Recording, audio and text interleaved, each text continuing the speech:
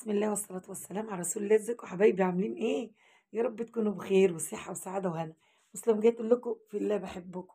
تعالوا شوفوا المطبخ وروقانه وجماله. نظافة الشقة هي نظافة المطبخ. بس شوفوا قبل النظافة دي كان في ايه. هدت حيلي اعمل ايه؟ قاعدة ولا بيا ولا عليا. هف عليا اقوم بصوا. برطمانات التوابل عندي بقت شكلها زفت الزفت. خسارة فيها حتى إن أنا أغسلها، أعمل إيه؟ طبعًا كنت جايبة برطمانات بقى توابل على قدّي وحد يعيب عليها بالله عليكم، جبت برطمانات صغننة كده جميلة، فقُلت بقى دي خلاص أرميها ما لهاش عازة، وقُلت لازم أغسل بقى البرطمانات كلّها وأفضّي التوابل في البرطمانات النضيفة، تحضيرات رمضان بقى يا أختي، عشان في رمضان إحنا هنبقى صايمين، هنقرأ قرآن، يا دوبك نعمل فطارنا، مش عايزين يومنا كلّه يضيع في المطبخ، عشان برضه إيه ربنا يكرمنا في خير. طبعًا أنتم شايفين الستاير أهي. هنغيّر، هاقلب كلّه بقى. بُصّوا المواعين، عندي مواعين وعندي غسيل يا لهوي! بُصّوا عندي غسيل قد إيه، هاغيّر ده كلّه. في ناس بتقول لي: "أنتِ عاملة ستاير ليه يا أم إسلام عند الغسالة كده والحاجات دي؟" هاقول لكم ليه. أنا تحت الحوض ما فيش هاغيّر الستاير أهي، عندي ما فيش ضرفة يعني للمطبخ، فتحتها يعني حاطة بلاوي سودا، حاطة إزايز الصابون والرص والكلور، فشكلها مش حلو، فعاملاه ستارة.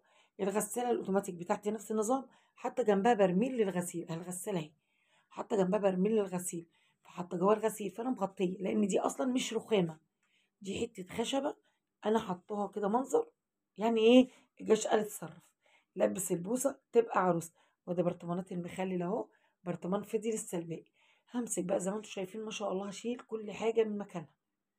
وأصبّن تصبينات جميلة كده عشان أحس إن المطبخ نضيف بصراحة، وهانزّل كل الكِبَش والمقصوصة والحاجات بتاعة الغرف دي، هاغسلهم غسلة حلوة برضه، وأغسل الورد هالِم بقى، بأمانة هاعملها بأمانة ورجولة حاجة حلوة أوي، يعني أضبّط.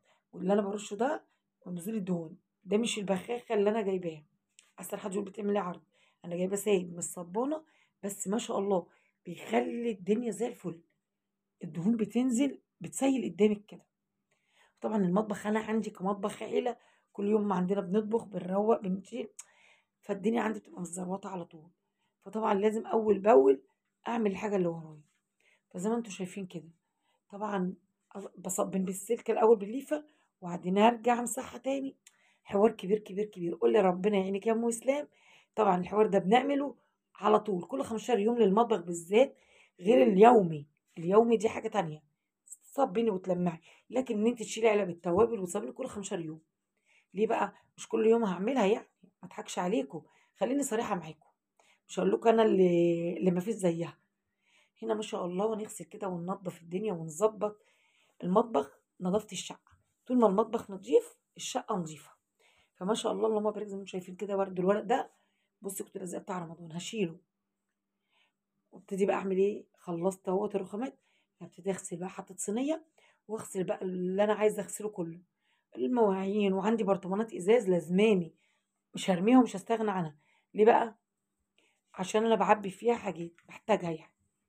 يعني ممكن توابل زيادة، حاجة زيادة، فباعينها فيها بدل ما أحطها في أكياس وكده وتزروط لي الدنيا، والأكياس خلّي بالكم أول ما حد من ولادي يجيب كيس مكرونة، يجيب كيس حاجة بيخرم الكيس، الدنيا كلّها بتتبهدل، فخسارة يعني.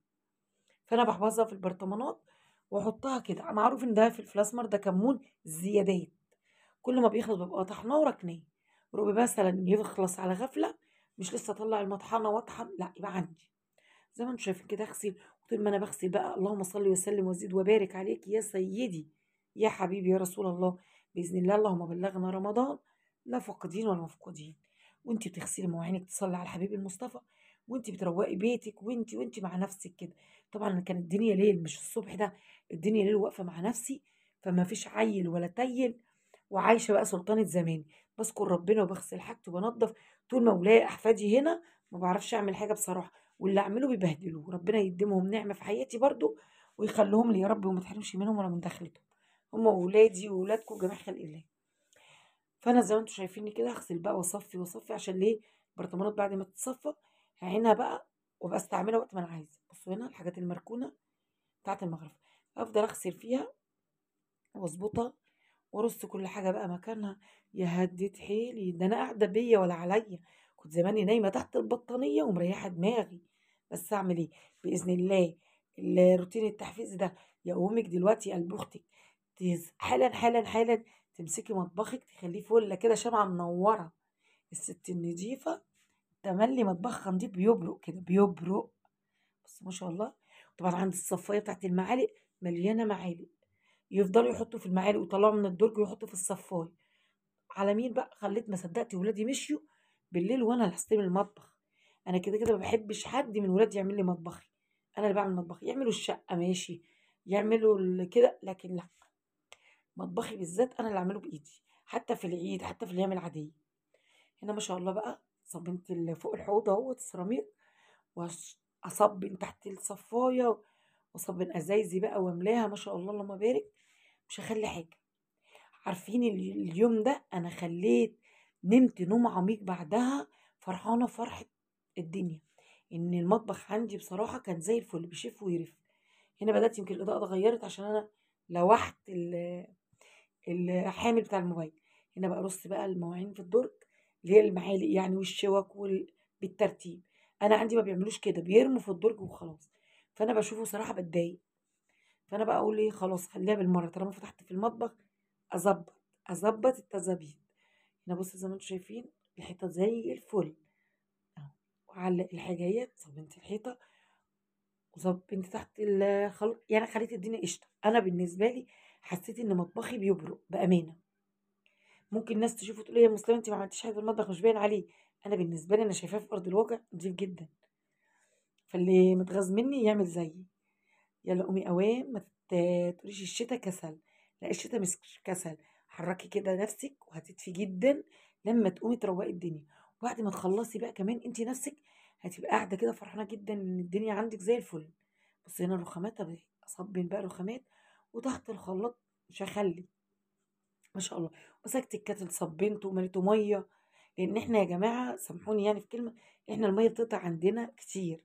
فطبعا لازم حاجتنا تبقى معموله من بالليل نظيفه، ماليه الازايز عندك، غاسله مواعينك، ماليه الكاتل، تبقى حاجتك نظيفه، مش محتاجه لاي حاجه. قطعت ساعه قطعت ساعتين عندك ميتك. بصراحه انا مش هروح اشتري ميه معدنيه عشان يعني الميه قطع لا. فلازم بعمل استحواذاتي، عندنا بوبات مليانها عندنا كده، مظبطين التظابيط يعني بمعنى. والله كنت قاعده رايقه الروقان يا ولاد، ولا اقول يا واد ولا اقول يا بت، شغاله مع نفسي كده زي ما انتم شايفين. بجد يوم كان نشاط جامد جدا. وكان عاجبني بقى ان انا خلصت، وبعد المطبخ ما خلصت وفرشت ستايره بقى، اتفرجوا على الجمال، اتفرجوا على الجمال. بص بقى اهو، روقاني روقان، ورشته بقى معطر، وانا بجيب تركيبه كده جميله. المهم